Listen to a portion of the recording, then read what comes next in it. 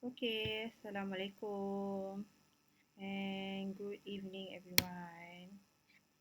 Good evening ke, good morning ke kan? Okay, for this week, I'm so sorry sebab saya tak dapat nak buat kelas secara live, secara online. It is due to the apa convocation. Saya rasa ramai juga yang terlibat dalam apa ni PESCO kan, dan ada juga beberapa kekangan untuk saya buat kelas online. Saya rasa kalau saya buat online pun ramai yang tak boleh nak datang. Anyway, saya terpaksa buat recording lah. Saya rasa yang terbaik so that everyone can view and listen and watch on my video anytime that you are free lah. Okay. So last week kita dah cover on the chapter 4, which is on the political and legal system kan. Ingat lagi tak political and legal system? Political ada 3, legal system ada 4 system.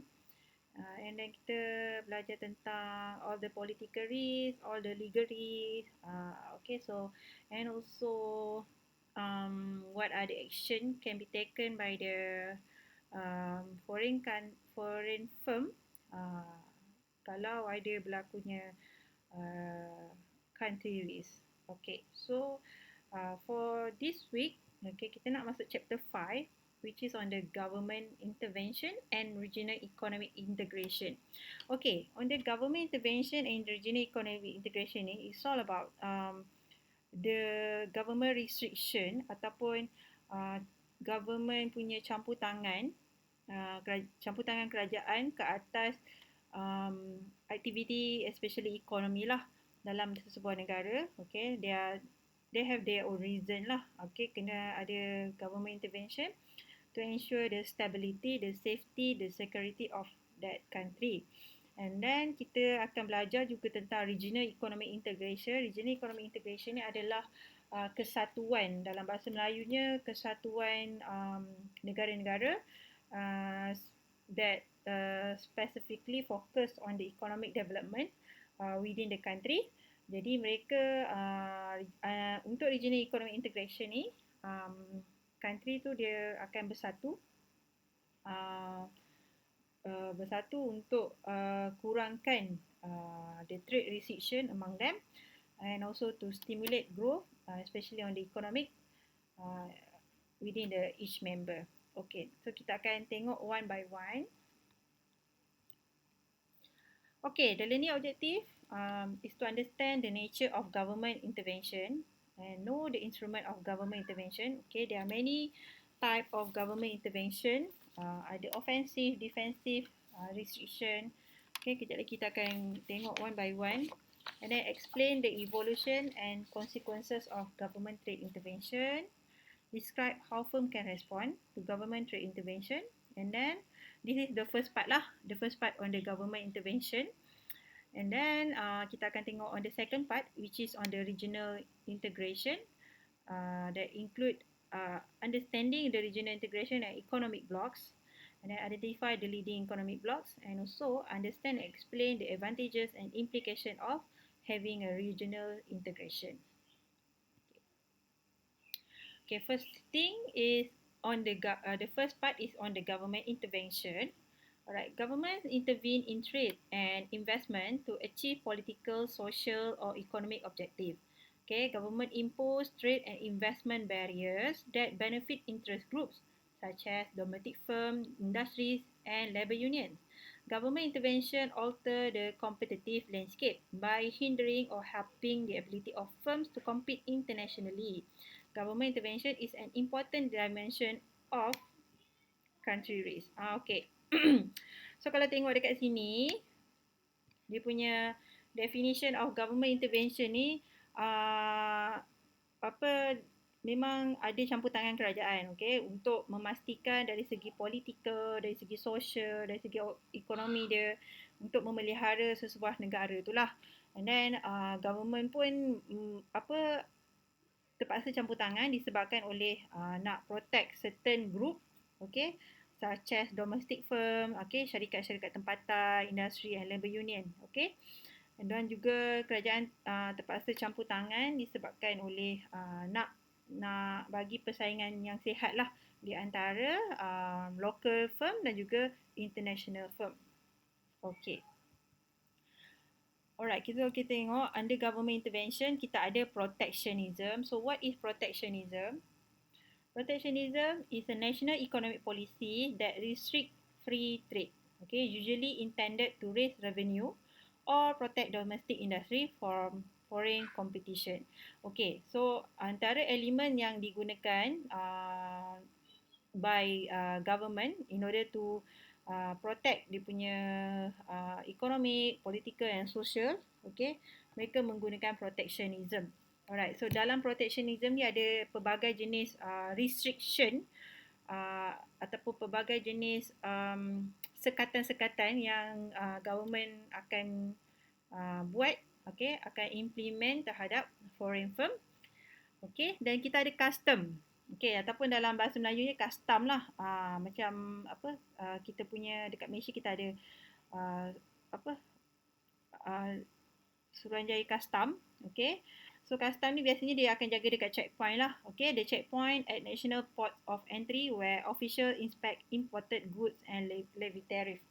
Okay, so custom ni biasanya akan check barang-barang yang especially barang-barang yang daripada luar negara yang datang ke dalam negara kita to ensure that that imported goods already pay the tax and then mungkin kalau ada quota, okay, make sure the quantity of the good is within the quota numbers tu. Okay, so these are the duties among the custom lah. Okay, so government intervention is a component of a country risk. Dia adalah salah satu daripada country risk lah. Okay, selain daripada yang kita dah belajar last week on the government policy, law, okay, government intervention juga salah satu juga dikenali sebagai country risk. Okay, so these are the key instrument. What happen ataupun apa instrumen yang digunakan oleh government in order to protect dia punya economic, okay, in the country. Number one, we have tariff. Okay, tariff also known as tax. Okay, tax on imports. Okay, tax yang kita kenakan ke atas barang-barang yang kita import.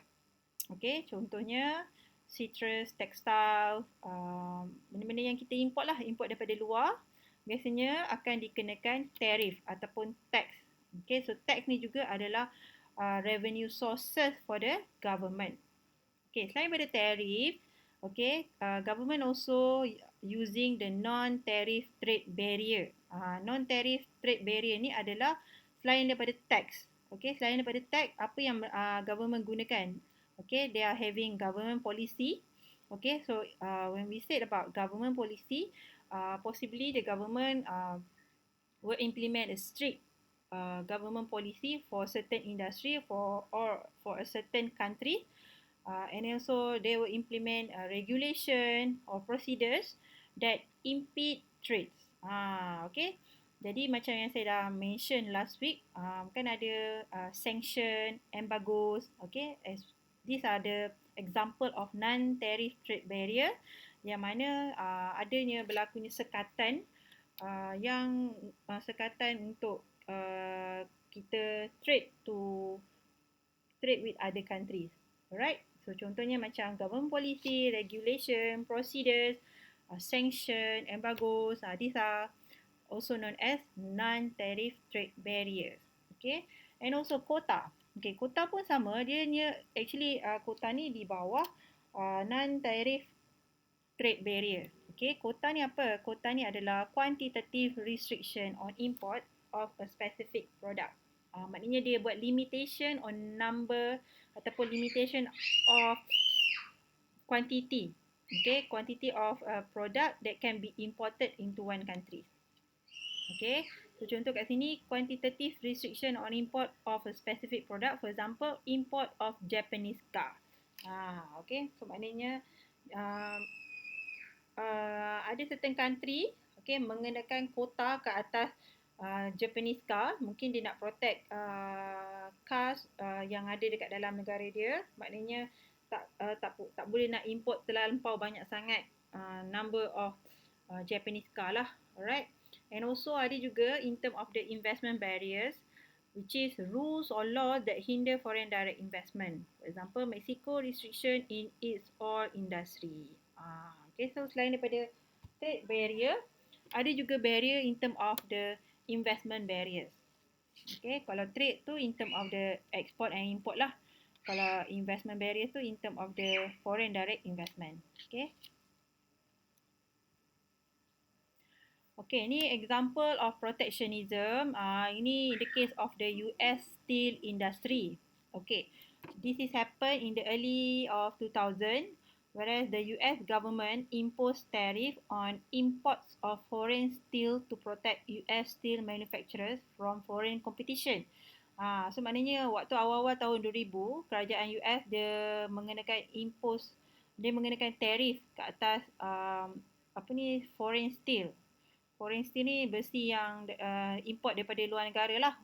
Sebab nak protect besi dalam US. Okay. Aiming to give the US steel industry time to restructure and revive itself. So sebab mungkin waktu tu US punya manufacturer ni terlampau banyak sangat menggunakan imported steel. Jadi US terpaksa kenakan tarif ataupun kenakan tax ke atas foreign steel in order to protect local US steel manufacturer. Sebab nak bagi local US steel ni bagi diorang revive, maknanya bagi diorang certain revenue, bagi diorang matang sekejap. Okay, however, this resulted in higher steel cost. Disebabkan oleh tarif yang tinggi ke atas steel, foreign steel tadi tu. Jadi bila kita mengenakan tax ke atas imported product, okay, that product will be higher. Okay, the cost will be higher. And then increase production cost for firm that use steel such as Ford, Whirlpool and Generic Electric. So bila cost tu meningkat, okay, it will lead to increase in production cost. Kalau dah dia punya raw material pun dah mahal, so of course dia punya production cost dia pun akan meningkat. Okay, so reduce prospect for selling product in world market, making US steel firm less competitive. Disebabkan oleh kenaikan harga, production cost pun meningkat. Jadi mengurangkan prospect for selling product. Jadi at the end of the day, the steel tariff will remove within 2 years. So maknanya within that 2 years je, US impose tax on the foreign steel. Tapi after 2 years, disebabkan oleh berlakunya kenaikan harga raw material, kenaikan harga production, and then in term of the output pun berkurangan, menyebabkan firm less competitive. Jadi mereka terpaksa remove the tariff. So these are the situation, okay, the real situation that will happen when the government impose tariff on certain product or certain industry. Maybe it will give an impact, okay, in the long run, okay, towards a certain economic area. Okay, government impose both defensive and offensive barriers to trade and investment. Okay, so pictured is the Ministry of Economic, Trade and Industry in Japan, a typical federal agency that regulate international trade and investment. Okay, so for government intervention, dia ada 2 jenis. Alright, dia ada offensive dan juga defensive government intervention. So kita tengok one by one.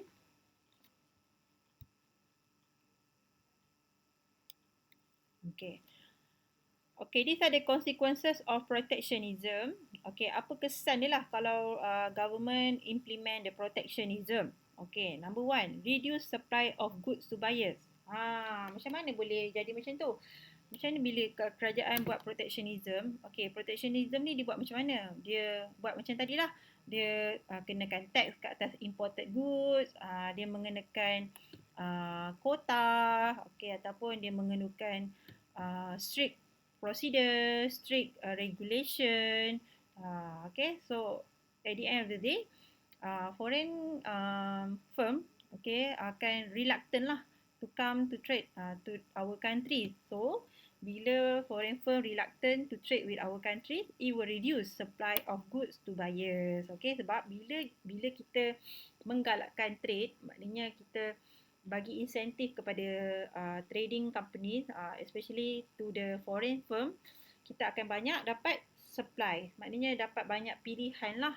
Sebab banyak negara they want to come to our country in order to trade because of we are not implement high tariff for example. So kita akan dapat banyak pilihan. Alright. Tapi kalau terlampau protected sangat, okay, it will reduce the supply of goods to buyers. And then what will happen bila berlakunya protectionism ni? Price inflation. Price inflation ni apa? Okay, increase in price of the goods.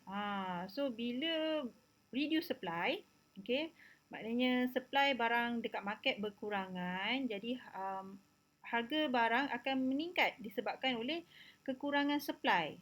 Tak banyak yang supplier yang boleh supply that product.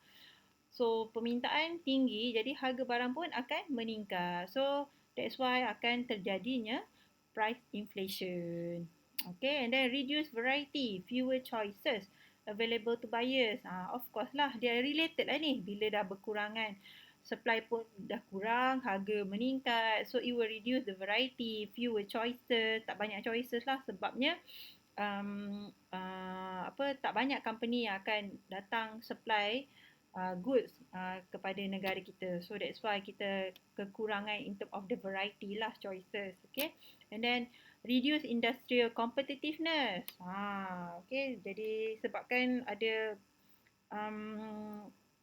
kenapa reduce industrial competitiveness? Sebabkan tak adanya persaingan healthy competition between local and also foreign firms. Okay. And also various adverse unintended consequences while the home country deters, other countries can raise ahead. Jadi bila reduce industrial competitiveness ni, at the end of the day, country kita ni semakin jatuhlah in term of the economy. While other countries can trace ahead. While other country boleh bersaing secara sihat dan mereka lebih majulah bila tak ada sekatan ataupun protectionism ni. So, general rationale for government intervention. However, these are the rationale ataupun the reason why government implement government intervention. Government impose tariff and other trade barriers to achieve various goals. Okay, of course lah kita buat satu benda bukan suka-suka kan, especially in the part of the government. Okay, so the first goal is to generate revenue.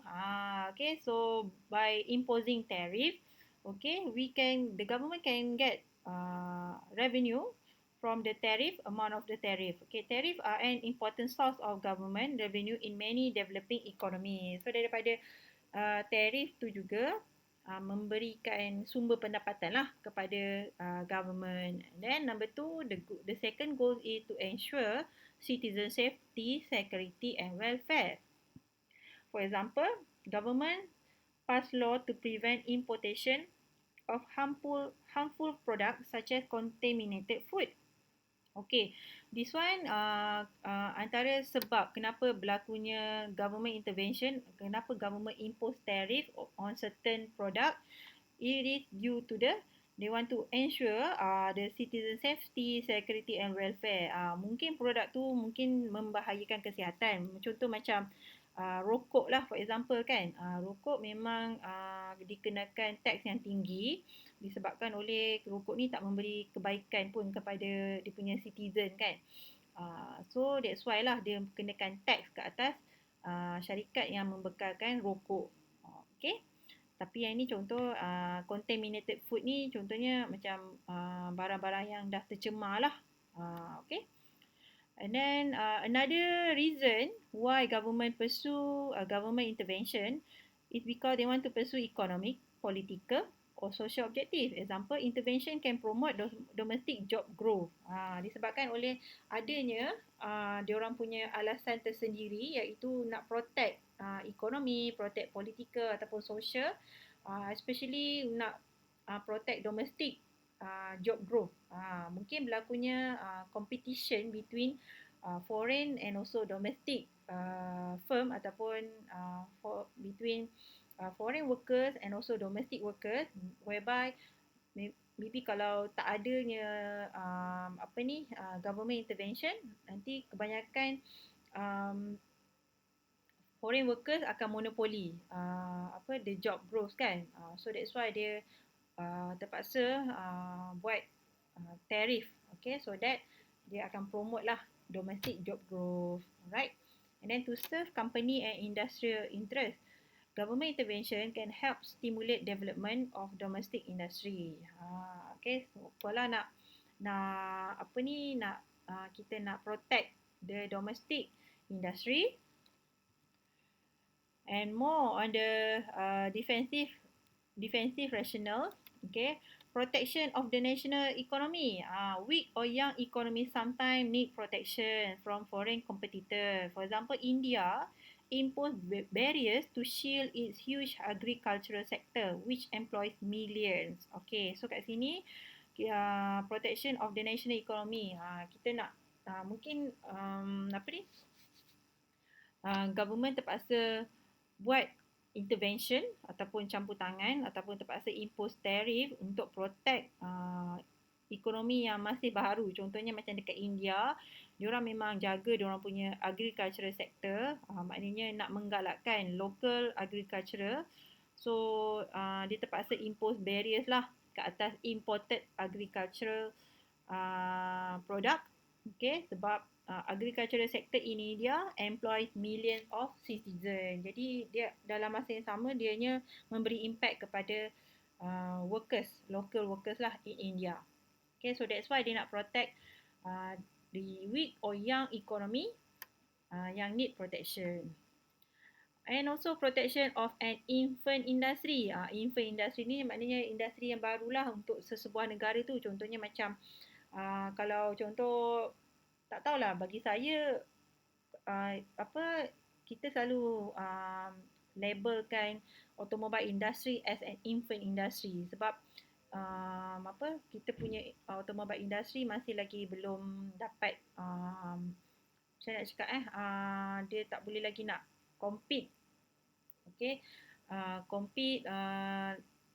compete dengan tersendirilah, maknanya masih memerlukan the government intervention in order to protect the industry. Okay, for example, a young industry may need protection to give it a chance to grow and succeed. Okay, example, Japan long protected its car industry. Bukan setakat negara kita je yang protect automobile industry kita.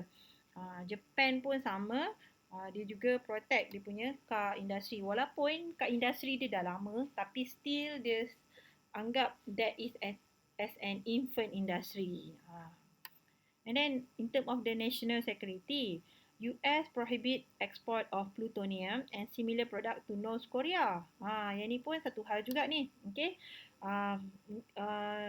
Antara sebab kenapa kita kenakan sekatan ataupun tarif on certain thing, maybe due to the national security. Yang ini US dia memang dia tak bagilah export of plutonium. Plutonium ni adalah barang chemical, okay, chemical that can be used in weapon lah, weapon production and also similar product to North Korea. Sebab memang kita tahu kan North Korea ni mengamalkan sistem politik authoritarianism lead by the dictatorship, dictator. So dictator ni dia ikut kepala dia kan, jadi bahayalah, maknanya in term of the national security.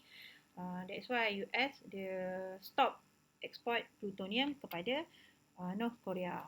Okay, selain pada tu, national nak protect national culture and identity. Okay, example, Canada restrict foreign investment in its movie and TV industry. Maknanya nak protect culture dia, identity dia, jadi dia restrict, dia memang tak bagi foreign investment dalam movie dan juga TV industri. Okay, selain pada Canada, okay, France juga menggunakan teknik yang sama to safeguard its national culture. The French government prevent foreign company from owning television and movie companies in France. Okay, shown here in East Cairns, the site of France popular film festival. Okay, so selain pada Canada, France pun menggunakan langkah yang sama lah nak protect national culture. Dia tak bagi pun foreign company memiliki dia punya television company lah. Okay, so tadi saya dah mention kan, okay, dari segi defensive rational, yang ini dari segi offensive rational. Defensif tadi nak protect diri, offensif ni dari segi kita nak stand ahead daripada country yang lain. Okay, number one, national strategic priorities. Okay, protection help ensure the development of industries that bolster the nation economy. Okay, countries create better job and higher tax revenue when they support high value adding industries such as IT, automotive, pharmaceutical or financial service. Okay, this one untuk dia punya strategic priority, maknanya dia punya strategi of that government in order to protect industri yang memberi prosperity, memberikan economic growth to the nation. Contohnya, industri yang banyak memberikan high value adding kepada negara such as IT, automotive, pharmaceuticals or financial services. Okay, so maknanya industri ni biasanya kerajaan akan pay attention lah. Okay, so dia akan ada banyak campur tangan in order to protect this high value adding industry. Sebab kalau dia orang tak jaga, nanti bila foreign firm take over of this industry, kita lah yang rugi kan. So that's why this is we call it as a national strategic priority in order to protect kita punya high value adding industry. Okay, so contoh high value adding industry such as IT, automotive, pharmaceuticals or financial services. Okay, then number two is to increase employment. Okay, so protection help preserve domestic job at least in the short term. Okay, so bila adanya protection, bila adanya campur tangan kerajaan, okay, kita akan preserve domestic job lah sebab kita tak open the job to other foreign firm. Okay, so itu in term of in the short run lah, in the short term. However, protected industry become less competitive over time, especially in global market, okay, leading to job loss in the long run. Okay, tapi bila terlampau lama sangat berlakunya job protection ni, dari segi kita macam terlampau banyak sangat bagi job protection towards domestic, they will become less competitive. So bila less competitive, dia orang dah makin lama makin leading to job loss lah in the long run. Okay, sekejap.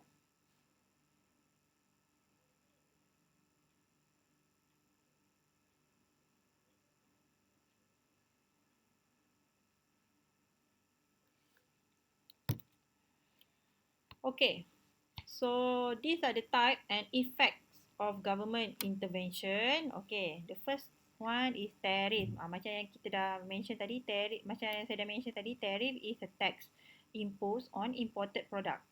Tax untuk imported product. Alright, so practical effect on customer, firm or government, increase cost to the importer, exporter and usually the buyer of the product, discourage product import and also generate government revenue. These are the effect lah. Apa yang terjadi bila government impose tax on the imported product. And then quota. Okay, dah mention tadi limited ataupun restriction of quantity to import into a specific period of time. Give early importers monopoly power and the ability to charge higher price. Harm late importers usually result in higher prices to the buyer. Okay. And then local content requirement.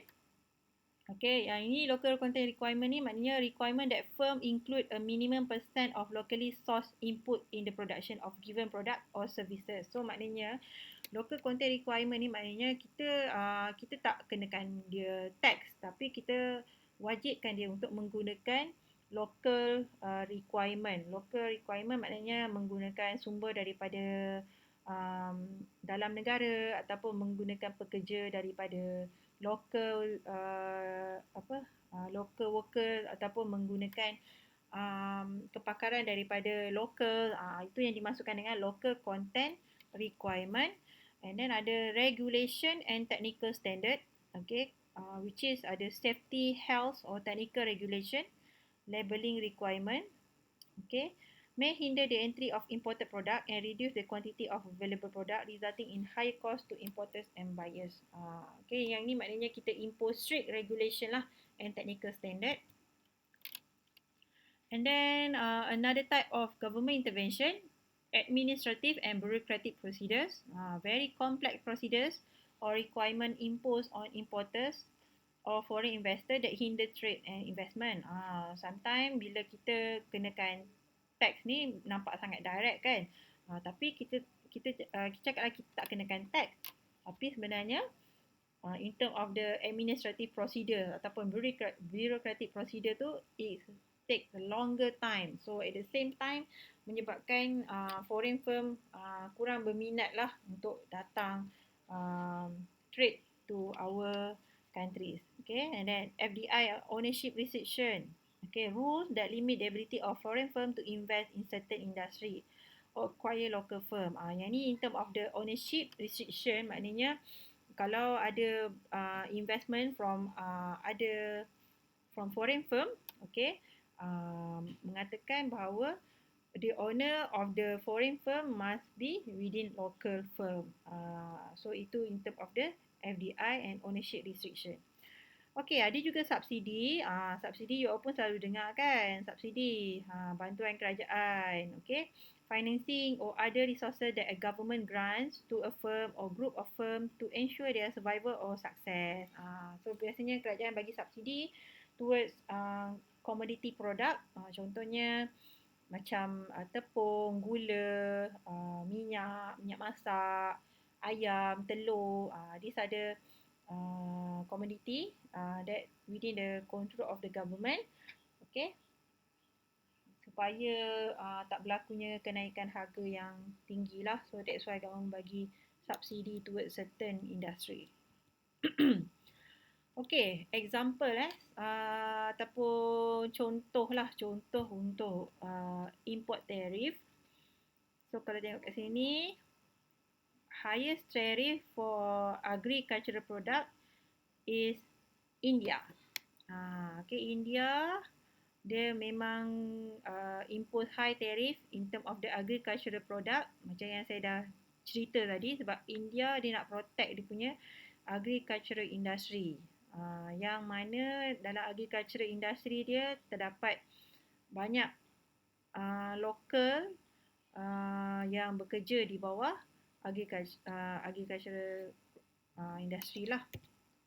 And then yang paling rendah untuk agricultural product is Australia. Okay, untuk non-agricultural product yang paling tinggi tax dia adalah daripada Brazil. Brazil mengenakan tax yang tinggi untuk non-agricultural product. Dan yang paling rendah sekali adalah 2.5 Japan. Okay. Okay, ni kita tengok over time the decline in average tariff rates. So over time the average tariff rate is reducing. Okay, nak compare between 1983 until 2016 between developing economies and advanced economies, the rates are declining lah. Okay, so maknanya kita semakin menggalakkan international trade within the countries. And then this is statistic number of state-owned multinational enterprise by country. Maknanya M&E owned by the country. So China is the leading, followed by our country, Malaysia, India. Okay. So maknanya number of state-owned multinational enterprise ni adalah foreign firm yang datang ke negara kita, and then kita kita take ownership of that foreign firm. Alright, next is a relationship between tariff, world GDP and the volume of world trade. Okay.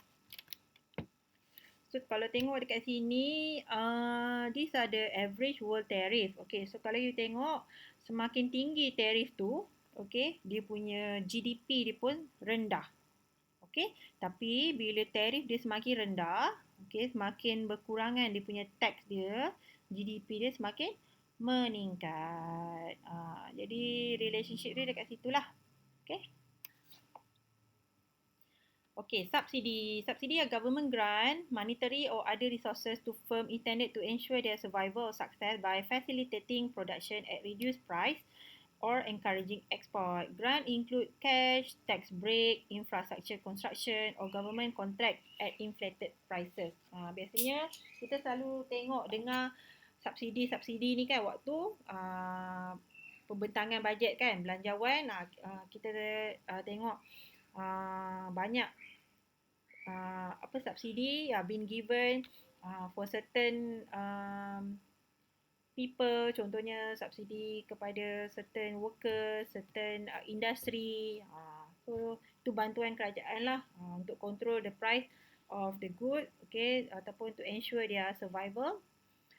Example in China, Shanghai Automotive and numerous other MNE are partly owned by the Chinese government and receive huge financial resources. Shanghai Automotive and also Europe and the US provide huge agricultural subsidy to farmers.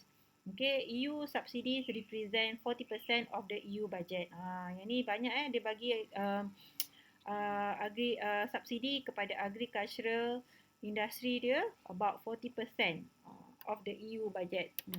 Dia memang fokus kepada agricultural lah. Okay, next kita tengok economic freedom. Economic freedom ni dia kontras dengan government intervention. Maknanya kalau government intervention tadi adalah campur tangan kerajaan kan. Maknanya kerajaan memang take part on certain things lah. Tapi as for the economic freedom is the absence of the government coercion, so that people can work, produce, consume and invest however they want to. Okay, so dia kontra dengan government intervention tadi, yang mana economic freedom ni tak adanya campur tangan kerajaan. So we are free to do anything that you want to do. Okay. Index of economic freedom assess the rule of law, trade barriers, regulation and other criteria. Virtually all advanced economy are free. Advanced economy ni sebab dia dah advance kan, jadi dia memang menggalakkan free trade between the countries. Okay. As for the emerging markets pula, biasanya free or mostly free. As for the most developing economy are mostly unfree or repressed.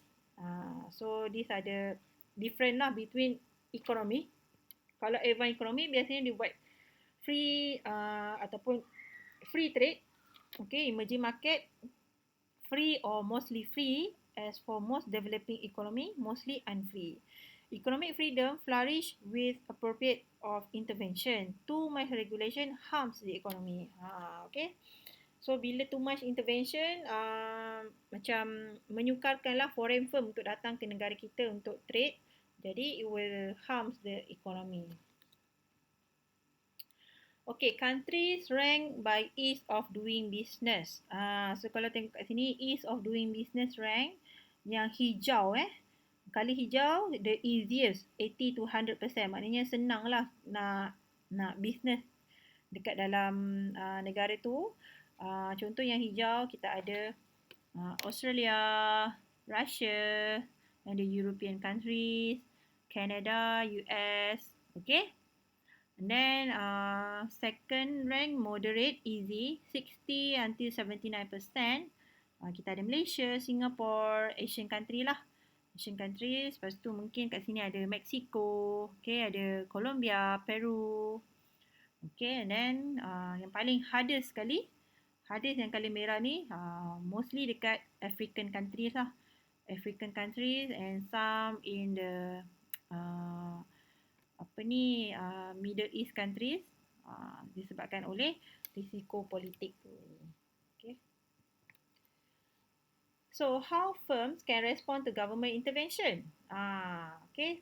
So nak tak nak kita kena pandai lah. Maknanya manager of the firm tu kena pandai to respond on the government intervention. The first one, need to do research to gather knowledge and intelligence. Understand trade and investment barriers abroad. Scan the business environment to identify the nature of government intervention. First and foremost, of course, you need to do some research, okay, before you go to the foreign country.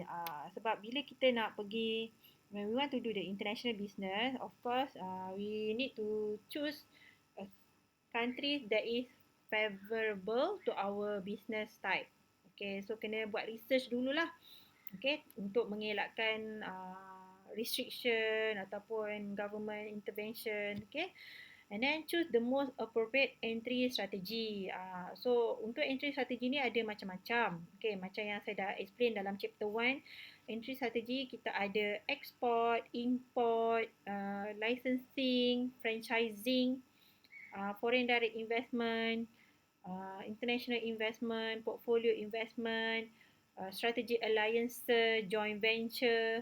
These are the entry strategy. So please choose the most appropriate entry strategy yang mana that country encourage you to do that kind of entry strategy. Contohnya macam country Malaysia, kita memang menggalakkan export dan juga kita menggalakkan FDI. Okay, so every country have their own entry strategy lah, ataupun have their own benefit. Contohnya macam kalau pergi dekat Japan, mungkin diorang favor in term of the joint venture. Okay, so tengok the most appropriate entry strategy. And then what else that you can do is take advantage of foreign trade zone. Foreign trade zone, also known as FTZ, are area where import receive preferential tariff treatment intended to stimulate local economic development. Example, a successful experiment with FTZ has been the Maquiladoras, which is the export assembly plant in northern Mexico. So take advantage sebab ada certain country yang dia ada sediakan foreign trade zone. So dalam foreign trade zone ni biasanya tarif dia agak dia tak, barang dia tak dikenakan tarif lah. Okay, so jadi dekat situ kita boleh take advantage whereby you boleh do business within that zone. Okay, and then seek favorable custom classification for exported product. Okay, reduce exposure to trade barriers by ensuring that product are classified properly. Okay, so make sure barang yang kita nak export tu, okay, adalah barang yang dibenarkan lah. So that tak ada masalah lah. Dah dekat custom nanti, barang kita lepas lulus untuk masuk ke dalam negara tu. Okay, next is take advantage of investment, incentive and other government support program. Sometimes memang dia ada kenakan beberapa protectionism on certain industry. Tapi ada juga government yang contohnya industri automobil dikenakan high protectionism. Tapi untuk industri agricultural, dia very open, dia implement free trade for example. So you kena tengok lah which one yang government banyak bagi insentif ataupun banyak bagi support program. Okay, for example, kat sini government of Hong Kong. Okay, Hong Kong put up much of the cash to build the Hong Kong Disney Park. So kat sini Hong Kong government dia memang support the building of Hong Kong Disney Park. And then Mercedes-Benz, okay, received several $100 million in subsidy to build a plant in the US state of Alabama. Mercedes-Benz. Mercedes-Benz originated from Germany, kan? Dia country Mercedes-Benz ni asalnya daripada negara Germany. Okay, tapi dia dapat subsidi daripada US about several $100 million untuk buka plant dekat US. Okay, and then or else maybe you can do lobby for freer trade and investment. Increasingly, nations are liberalizing market in order to create job and increase tax revenue. Okay, melobi lah, melobi untuk dapatkan apa tax yang rendah. Okay. Okay, that is on the first section, which is on the government intervention that are more focusing on the protectionism, such as kita ada tariff ataupun tax on imported product, kita ada quota, okay, limited quantity, and then kita ada procedures, regulation yang strict, and then ada juga dari segi protectionism, protect the local requirement, okay, dari segi subsidi, okay, these are the things in terms of the government intervention. Okay, next section in this chapter is about regional economic integration. Okay, regional economic integration ni ataupun dalam bahasa Melayu dia apa? Kesatuan ekonomi apa ya? Saya pun tak sure sangat, tapi macam dia macam kesatuan integrasi ekonomi. Macam itulah. Okay, yang mana refers to the growing economic interdependence that result when nation within a geographic region form an alliance aimed at reducing barriers to trade and investment. Okay, so kalau yang tadi kita dah tengok, each country have their own restriction, have their own protectionism kan. Okay, jadi tapi dalam masa yang sama, we want that our economy to spur, we want our economy to grow. Okay, so macam mana tu? Nak ada restriction tapi at the same time nak grow juga. So that's why country join the regional economic integration, iaitu diorang negara-negara within a geographic region, okay, ataupun negara-negara jiran, negara-negara yang berdekatan dengan negara tu, okay, diorang bekerjasama, okay, dari segi ekonomi untuk reducekan barriers to trade and investment. Okay, diorang ada diorang punya persatuan lah, kita panggil. Okay, over 50% of world trade today occurs under some form of preferential trade agreement signed by group of countries. Okay, so cooperating nation obtain increased product choices, okay, productivity, living standard, lower prices and more efficient resource use. So these are the benefit of having regional economic integration. Maknanya berlakunya cooperation, cooperation between nation, cooperation between other countries, okay, that will lead to increase in product choices. Sebab bila kita saling bekerjasama dengan negara-negara yang lain, okay, di bawah satu kesatuan, okay, so maknanya members dalam persatuan tu boleh trade freely, ataupun dia punya tax dia rendah ataupun tak ada tax langsung within the members lah. Okay, and it will lead to lower prices and also more efficient resource use. Okay, then contohnya yang paling utama adalah in term of the economic bloc, kesatuan ekonomi. Economic bloc ataupun kesatuan ekonomi, a geographic area consisting of two or more countries that agree to pursue economic integration by reducing tariff and other barriers to the cross-border flow of products, services, capital, and in more advanced cases, labor. Okay, so there are many kind of economic, there are many type of economic bloc. Okay, example we have here is European Union ataupun EU. Familiar kan? Lalu dengar EU, okay, ataupun Kesatuan Eropah. Okay, European Union, and then kita ada NAFTA, Mercosur, APEC, ASEAN, and many others. There are 5 possible level of economic integration. Okay, so alang-alang ni dah mention pasal European Union ni, saya nak share. Mungkin you boleh jot down dekat you punya notebook ke, okay, dekat slide yang you dah print ke contoh. Okay, European Union, okay, there are 27 members.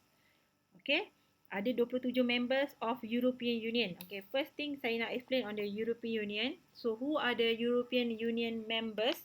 Okay, siapa yang 27 members tu? Okay, kita ada Austria, Belgium, Bulgaria, Croatia, Cyprus, okay, Czech Republic, Denmark, Estonia, Finland, France, Germany, Greece, Hungary, Ireland, Italy, Latvia, Lithuania, Luxembourg, Malta, Netherlands, Poland, Portugal, Romania, Slovakia, Slovenia, Spain, and lastly is Sweden. That is the members of European Union. Okay, so European Union ni apa? Is an economic bloc. Nanti kita tengok apa itu European Union. And then kita ada NAFTA, kan? Kat sini NAFTA. So what is NAFTA? NAFTA is stand for North American Free Trade Agreement. Okay, so the members are Canada, Mexico, and US.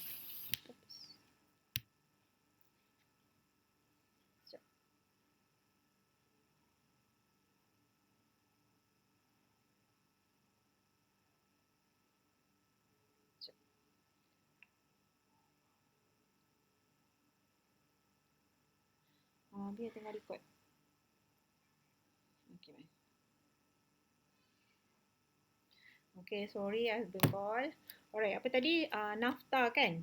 Okay, stand for North American Free Trade Agreement that consists of Canada, Mexico and US. Okay, and then kita ada Mercosur.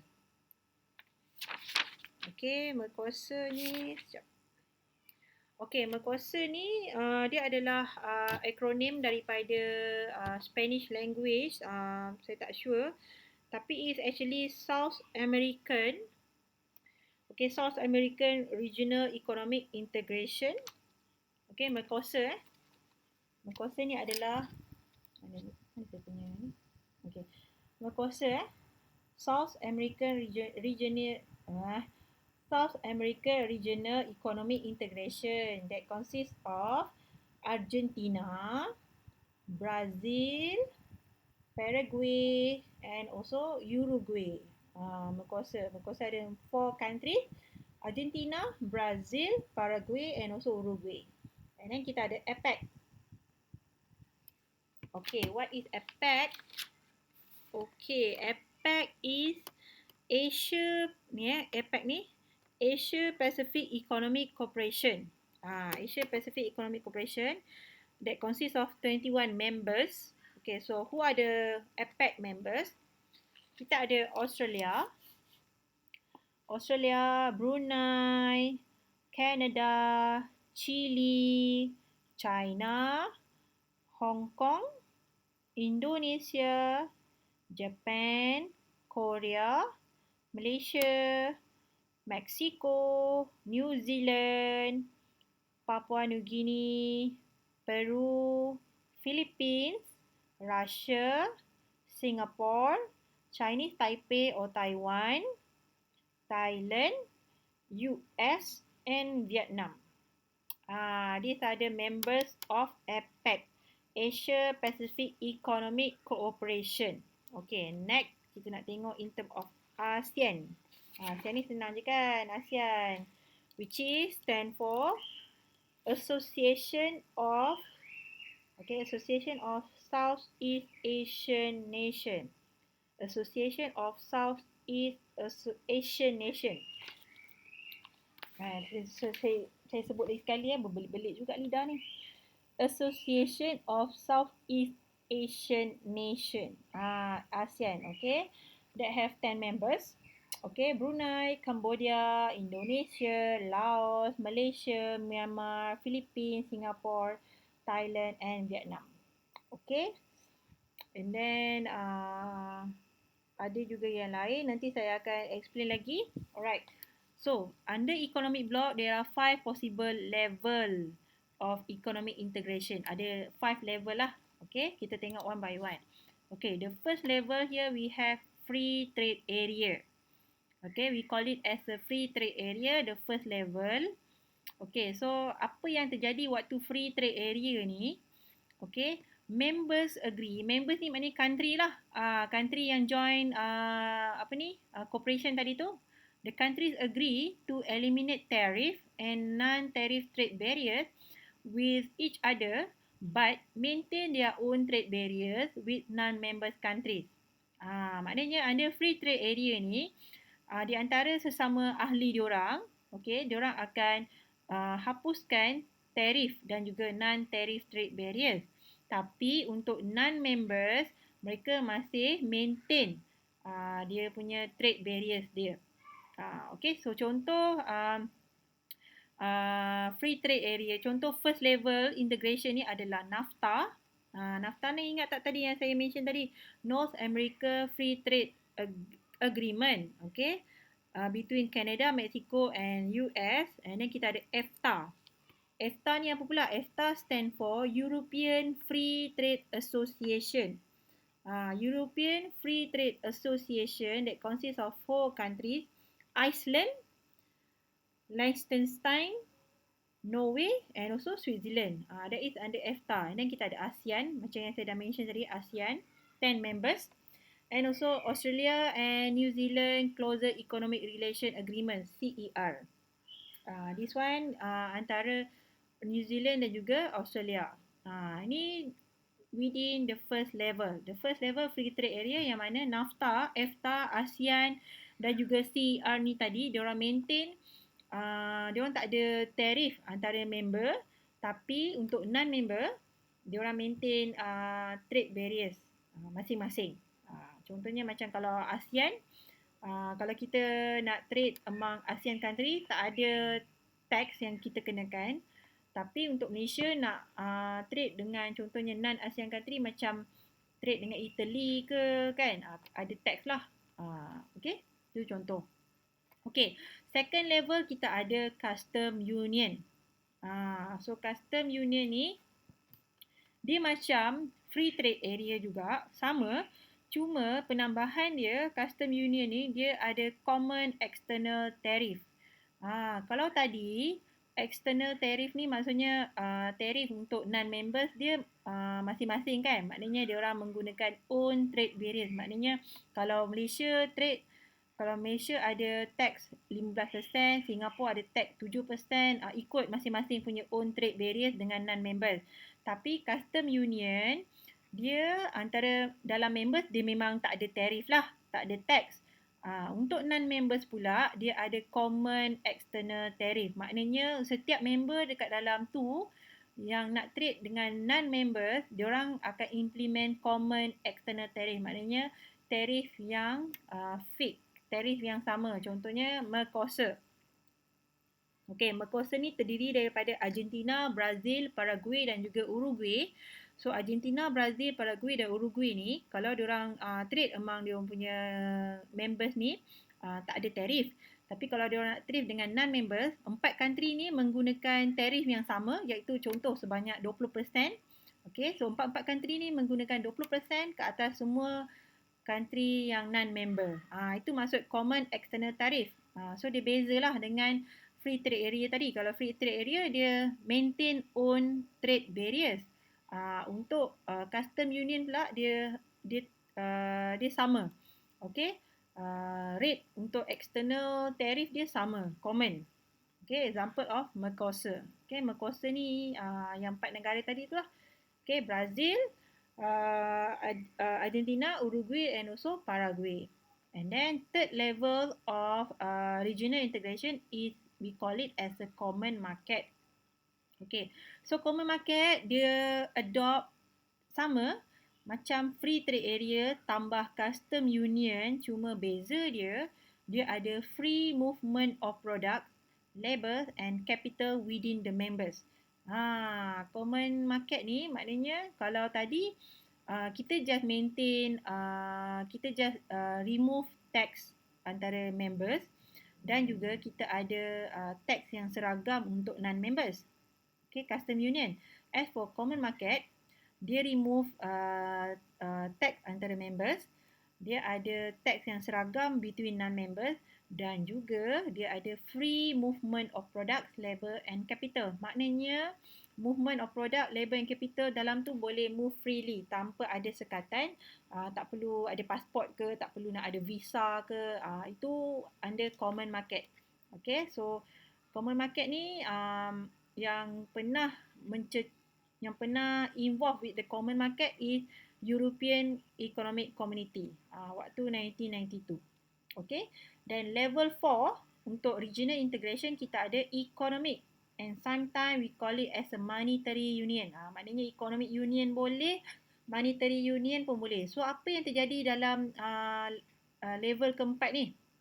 Okay, dia sama macam dia combination of free trade area, custom union, common market, tetapi yang beza dia ada unified monetary and fiscal policy by a central authority. Okay. Yang ini pula maksudnya dia menggunakan mata wang yang sama untuk ahli dalam members kesatuan tu tadi. Contohnya adalah European Union. Okay, European Union today exhibit common trade, agricultural and monetary policy. Mereka menggunakan euro, okay, as their currency, dan juga fiscal policy dia sama. Fiscal policy ni adalah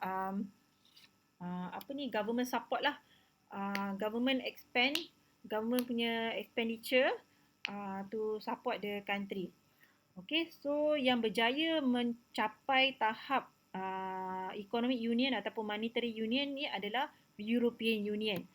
Yang lain-lain ni biasanya antara free trade area sahaja. Dia just remove tarif antara ahli sahaja. Lepas tu untuk custom union macam Mercosur lah.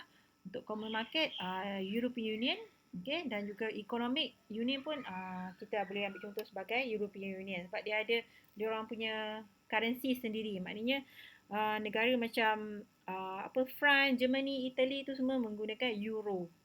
So macam kalau nak contoh macam ASEAN lah. Contoh dalam ASEAN ni kita ada 10 negara kan. Okay, ASEAN ni 10 negara, 10 ni menggunakan ringgit Malaysia. Umpamanya macam itulah. Tu adalah level of economy ataupun monetary union, level yang keempat.